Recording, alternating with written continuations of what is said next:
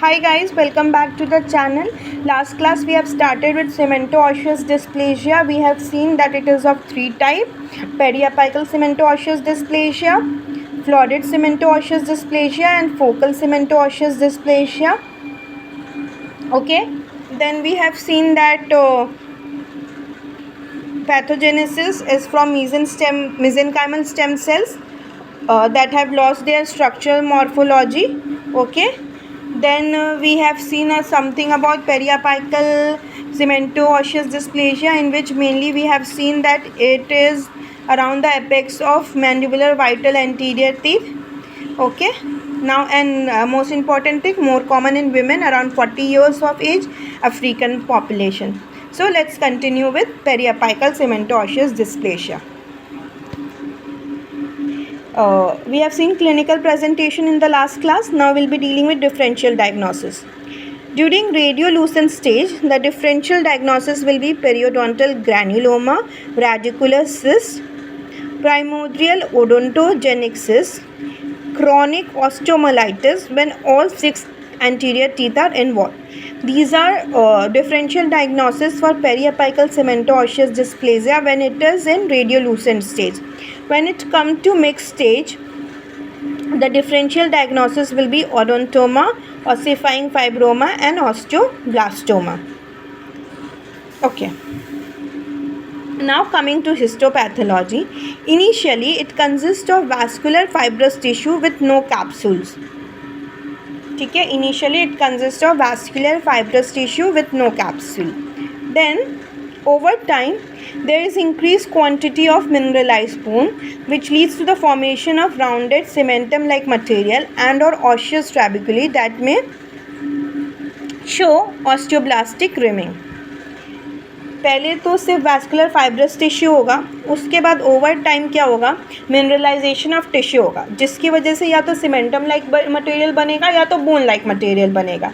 Okay, and eventually there is a coalescence of material with formation of sclerotic avascular and acellular mass, और lastly it will form a sclerotic avascular and acellular mass. Okay, what is diagnosis and treatment? No biopsy is required, clinical presentation is enough, and no treatment is required. Avoid unnecessary intervention. So mostly all kind of cemento osseous dysplasia requires no treatment, and we should avoid any unnecessary intervention. And diagnosis के लिए भी biopsy का कोई ज़रूरत नहीं है. Clinical presentation and radiographic correlation is sufficient for the diagnosis of any kind of cemento osseous dysplasia. Okay, now coming to florid cemento osseous dysplasia, we have finished periapical one. Florid is widespread. It refers to a set of radiolucent, radioopaque, periapical and interradicular lesion involving the mandible bilaterally. So it is already a mixed lesion. It does not have stage. So it is a set of radiolucent and radioopaque, periapical and interradicular. This is both periapical and interradicular, not only periapical. So both periapical and interradicular lesion involving the mandible bilaterally. That involves only anterior mandible. It involves the mandible bilaterally. Okay, sometimes involve maxilla also. Okay, this kind of also involves sometimes maxilla. Basically it is an extended form of periapical cemento osseous dysplasia. Why we call it an extended form? Because periapical cemento osseous dysplasia was involving only the anterior mandible. It was involving the whole mandible bilaterally.